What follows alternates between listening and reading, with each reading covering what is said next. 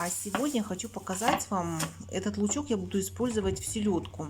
Мы купили классную селедку, когда возвращались с дачи. И хочу вам показать, как я чищу селедку. Такой очень-очень быстрый способ. Посмотрите, какое филе получается. Абсолютно чистое, ровненькое. Сейчас все расскажу. На заднем фоне у меня немножко муж музицирует, поэтому слышна музыка. Но прежде всего хочу сказать, что когда я занимаюсь рыбой, то доску, хотя она у меня для рыбы, я все равно помещаю в большой пакет, либо оборачиваю пленкой, ну, чтобы легче было ее мыть, и все равно запах остается, поэтому я применяю перчатки и пленку для доски. И потом удобно, просто снимаешь пакет, внутри остаются все внутренности и выбрасываешь. Хотела вам показать ценник, но здесь не видно.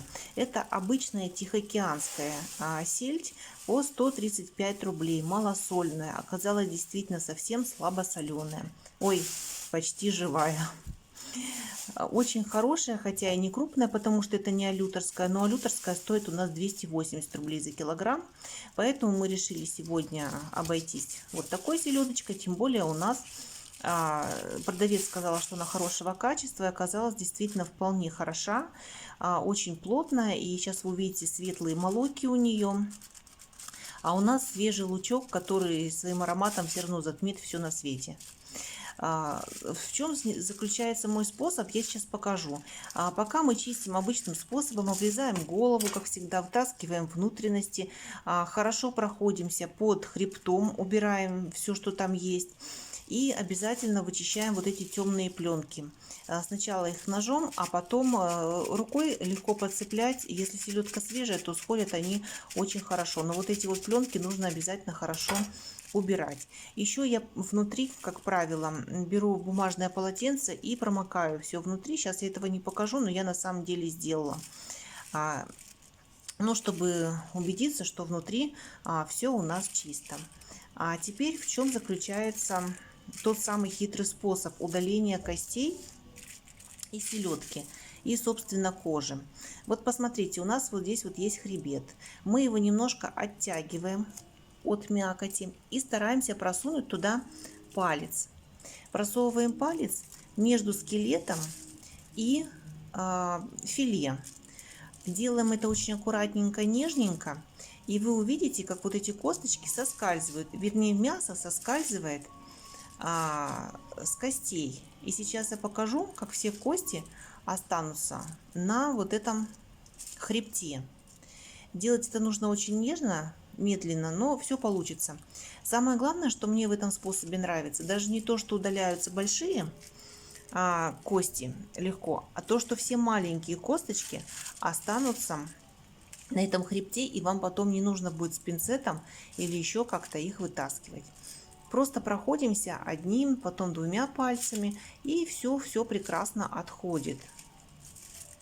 И также легко нам будет удалить и кожу после этого. Видите, я такими поглаживающими движениями, вот уже она разделилась на две части, и вытаскиваем основное, дергаем хвост. То, что останется на хвосте, потом просто обрежем. И вот они все косточки, посмотрите. Видите, все мелкие, которые вам потом пришлось бы вытаскивать. Отрезаем лишний хвост. И теперь я просто рукой прохожусь, ну, те, которые отломились кости, в основном это большие. И еще потом краешки брюшка тоже отрезаю, потому что там обычно оно плохо чистится и все равно остается часть кожи, поэтому лучше сразу их обрезать, не жалейте. И теперь очень легко мы вот здесь посередине разделяем ее, кожа остается целая, никуда не девается и просто чулком снимается.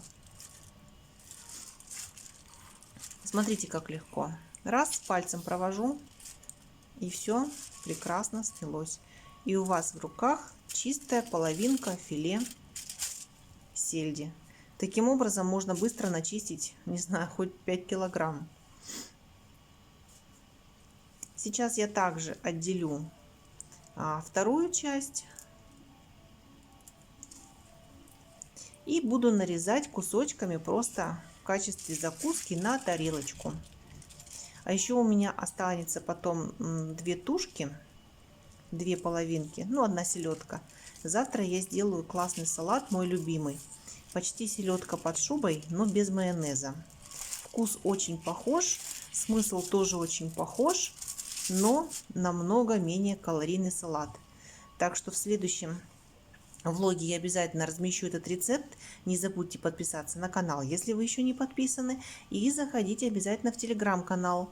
Как раз в телеграм-канале мы печем домашний хлеб. Я сейчас покажу домашний багет, с которым мы будем дегустировать селедочку. Режу ее маленькими кусочками. Ну, для меня это маленький, можно резать меньше кусочки. Тут уж как вам нравится. Ну и, естественно, выкладываю на яркую, красивую тарелку. Все-таки сегодня пятница, праздник.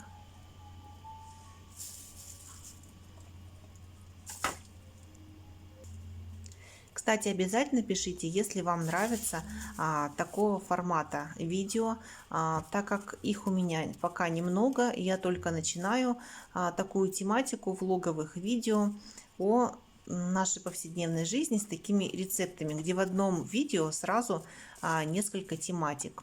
Я думаю, что это было бы интересно. Ну и, конечно, задавайте свои вопросы и по кулинарии, и по огороду. Я всегда буду рада вам ответить. У меня, кстати, есть интересные рецепты по изготовлению кимчи из ботвы редиса и маринованной черемши. Я обязательно эти рецепты буду повторять, но они уже есть на моем канале. Скоро эта ароматная весенняя зелень снова будет на наших огородах, и мы обязательно будем готовить эти рецепты. Так что жмите на колокольчик, чтобы не пропустить видео и новые публикации. Ну, вот такой яркий лучок. Посмотрите, какое красивое блюдо получается. Что еще нужно? Сюда можно сварить картошечку. Можно сварить просто рис белый. Будет тоже очень вкусно. И быстро, просто готов ужин. Полезная рыбка. Немножко можно сбрызнуть маслом. Если бы это была лютерская селедка, я бы, наверное, ее не сбрызгивала, потому что она очень жирная. Эта селедочка менее жирная. Ну и еще я обязательно вечером делаю салат овощной. Сегодня у меня огурцы, помидоры и сыр фета. Ну, естественно, специя из базилика и оливковое масло.